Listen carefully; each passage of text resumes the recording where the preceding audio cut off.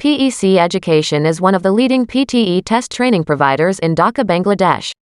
PEC Education started its journey in 2016 with providing one-stop PTE academic supports and services. There are several PTE courses that PEC offers both online and on campus to its students. All of the PTE courses includes PTE study materials and free PTE mock tests.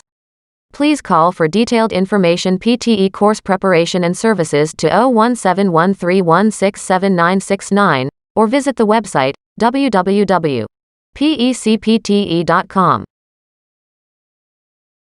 Human beings in the West Savannah need each other in order to survive. In today's modern society, people need protection from other people too.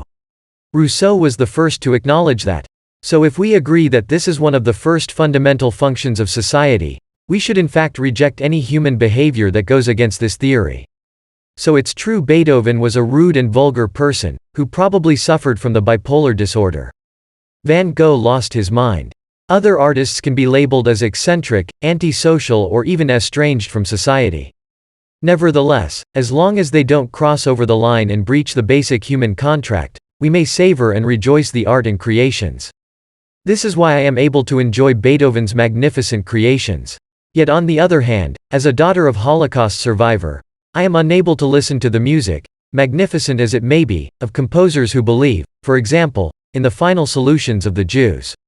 An artist that breaches this contract, that endangers the freedom and safety of member of society, regardless of the religion, faith, beliefs, or background, by a direct action, and this is very important, only by a direct action, should lose his place in society, together with a privilege platform, of which he presents his creativity and art. And along with this, the power, we attribute to it. Unless he regrets his action. Yes, apology can be accepted.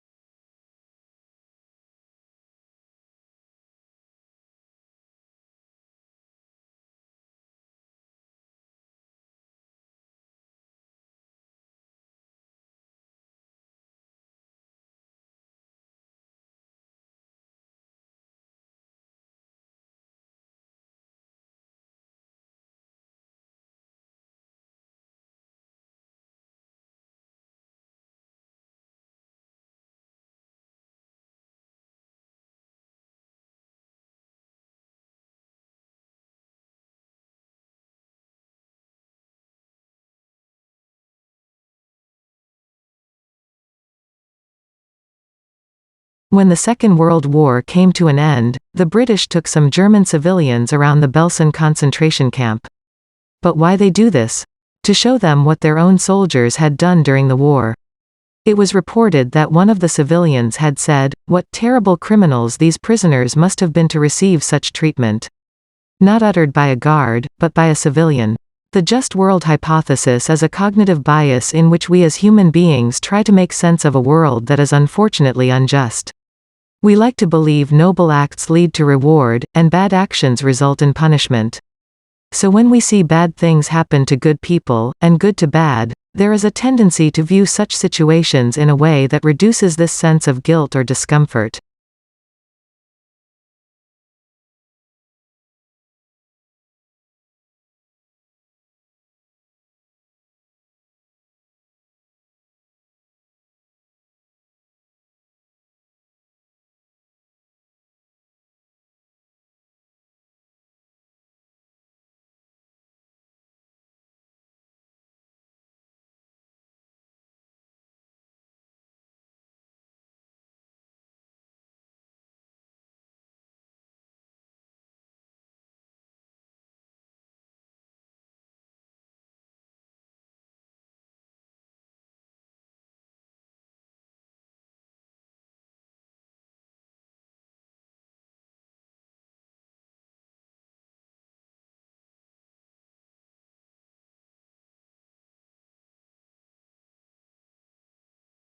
So, why do humans feel awkwardness? According to Tai Toshiro, author of the appropriately titled book, Awkward, this is part of human evolution. In hunter-gatherer times, sticking with social norms, like saying thank you when someone gives you something, or waiting your turn for food, was a way to keep tight-knit groups together and keep out anyone who might be a threat. Today, we're still sensitive to tiny, even silly social customs like responding to, "How are you?" with, "Fine," as a sign of mutual respect. When you deviate from those norms, it's awkward. And for some people, these social graces just don't come naturally. Take eye contact, for example. Studies say the right amount of eye contact during conversations is about 3.3 seconds. But awkward people don't instinctively do that. But when we don't look people in the eyes, it makes them feel socially ostracized. According to Tashiro's work, awkward people tend to look at other parts of the face, like the chin or the ear, more than the eyes. Therefore, they might end up alienating the person they're talking to, and missing out on important information about how that person might be feeling. The good news is that if your brain isn't great at social cues, it might be good at other stuff instead. Research shows that many autistic people are amazing at memory, pattern recognition and problem solving.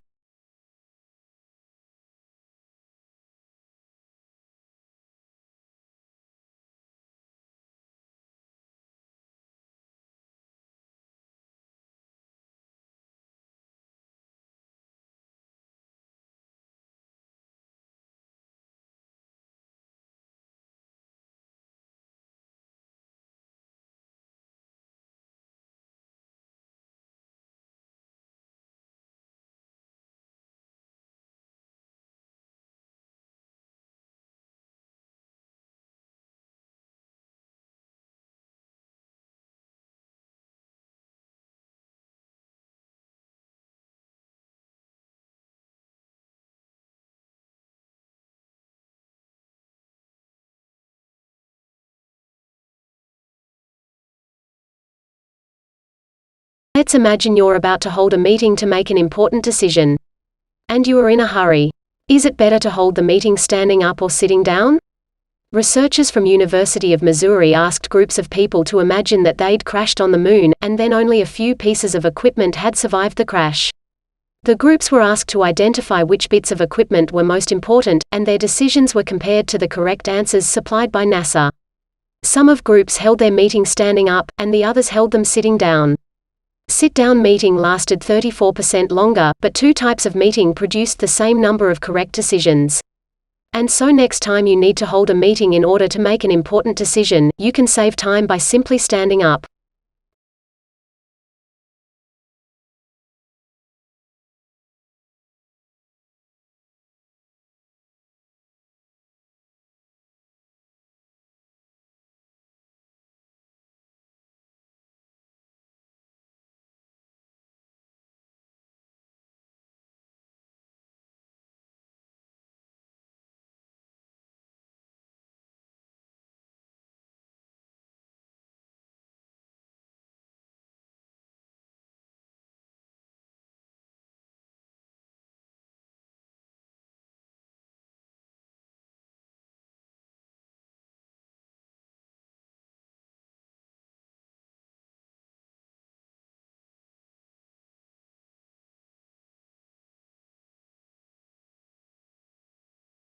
When economists study gift-giving, they're very concerned with one thing: waste.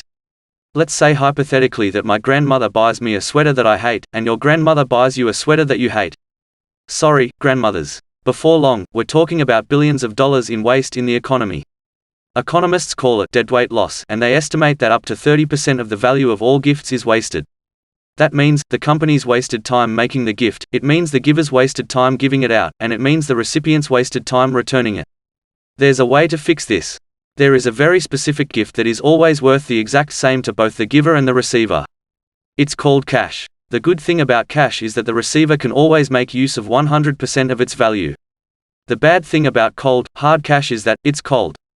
It doesn't say anything except, "Here, take some money." So this is a conundrum.